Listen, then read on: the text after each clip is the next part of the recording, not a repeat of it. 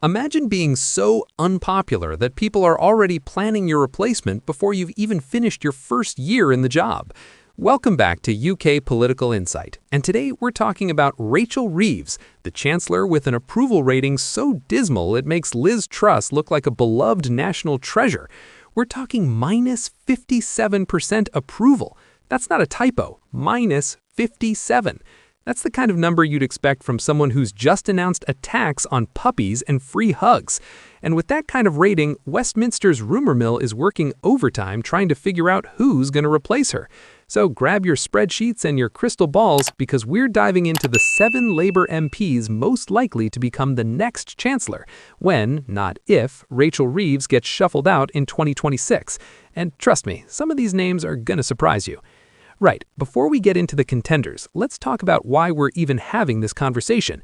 Rachel Reeves delivered her autumn budget back in 2024, and it was an absolute car crash. £40 billion in tax rises, accusations of misleading the public about the state of the economy, chaotic leaks before the actual announcement that made the whole thing look amateur hour, business leaders furious, farmers protesting in the streets, the pound wobbling, borrowing costs going up.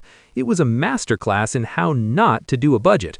And the political fallout has been brutal. Her approval rating has tanked to minus 57%, which means that for every person who thinks she's doing a decent job, there are multiple people who think she's absolutely terrible. That's not a rough patch, that's a political death spiral. Now, Keir keeps insisting that Rachel Reeves is doing a fantastic job and will continue as Chancellor throughout this Parliament. But here's the thing about Westminster. When a Prime Minister starts saying someone is doing a fantastic job and has their full confidence, that's usually when you should start updating your CV. It's the political equivalent of a football manager saying the chairman has complete faith in him.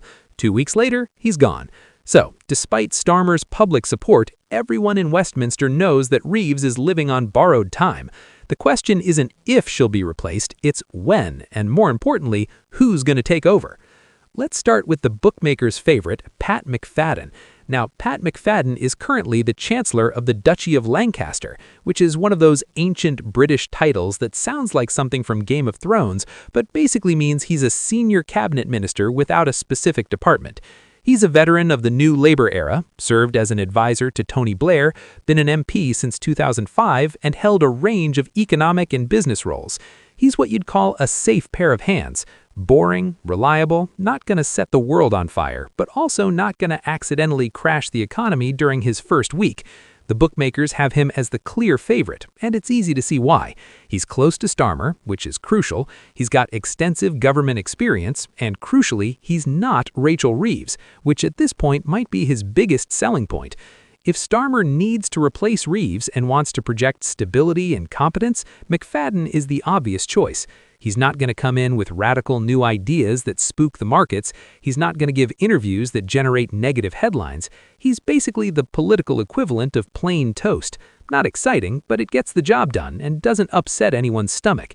In a crisis, which is exactly what Labour would be in if they had to replace their Chancellor mid-Parliament, boring and competent beats exciting and risky every single time.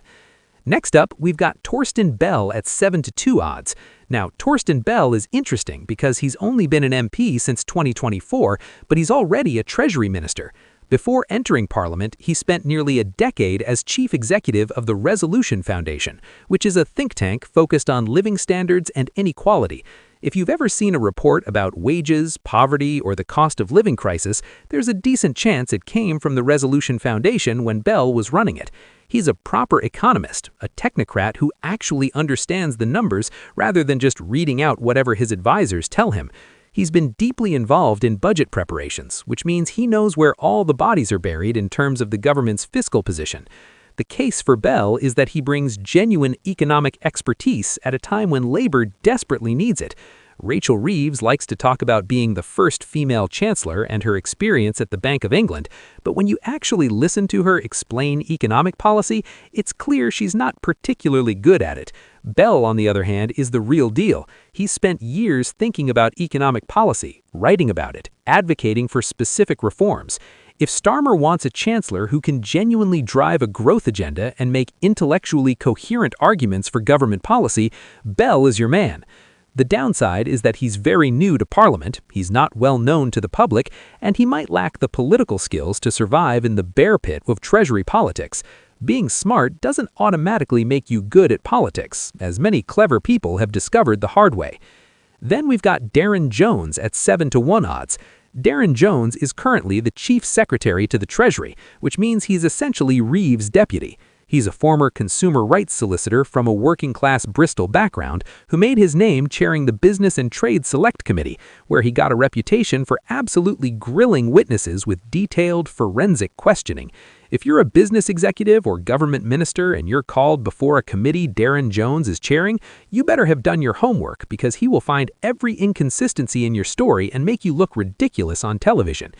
Jones is interesting because he's already in the Treasury, he knows the brief inside and out, and he's got a detailed grasp of economic matters that's impressed colleagues.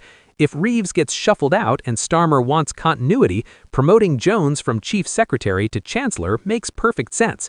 It's a natural progression, it doesn't require bringing someone in from another department and getting them up to speed, and Jones has proven he can handle complex economic policy. The risk is that he's associated with Reeves and the current economic strategy, so if Starmer wants a clean break and a fresh start, Jones might be tainted by proximity. But if the goal is steady the ship rather than change course dramatically, Jones is a strong candidate. Now here's where it gets spicy. Wes Streeting at 9-to-1 odds. Wes Streeting is the Health Secretary, which means he has absolutely zero direct Treasury experience. He's not an economist, he hasn't worked in finance, his whole career has been in health policy and politics. So why is he on this list? Because Wes Streeting is probably the most effective communicator in the entire Labour cabinet. The man can sell a policy. He can go on television and make a coherent, passionate argument for whatever the government is doing in a way that connects with normal people. And in politics, especially when you're trying to dig yourself out of a hole like Labour currently is, communication skills matter just as much as policy expertise. Wes Streeting is a former president of the National Union of Students who grew up on a council estate in East London and went to Cambridge. He's got a compelling personal story, he's young, he's energetic, and he's widely seen as a future Labour leader. The case for making him Chancellor would be entirely political rather than technocratic. If Starmer decides that the problem isn't the messaging, that Labour's economic strategy is actually fine but Reeves just can't sell it, then bringing in someone like Streeting makes sense. He could be the face of the government's economic policy, the person who goes on television and makes people feel better about things even when the numbers are grim.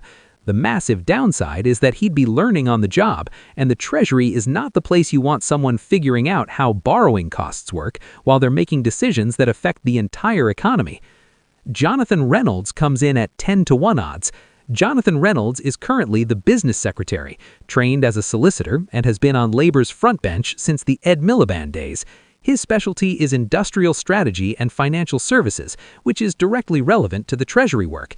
He's pro-growth, he understands business, and his work on trade and investment could suit a Treasury that wants to shift focus towards productivity and long-term economic planning rather than just managing day-to-day crises. Reynolds is a solid, competent minister who doesn't generate many headlines, which can be either a strength or a weakness depending on what you're looking for. If Starmer wants someone who can quietly get on with the job without creating drama, Reynolds fits the bill. He's not flashy, he's not going to give you memorable sound bites, but he understands the economic levers, and he's got relevant experience from running a major department. The challenge is that he's not very well known outside Westminster, and if Labour needs a chancellor who can restore public confidence, you probably want someone with a higher profile.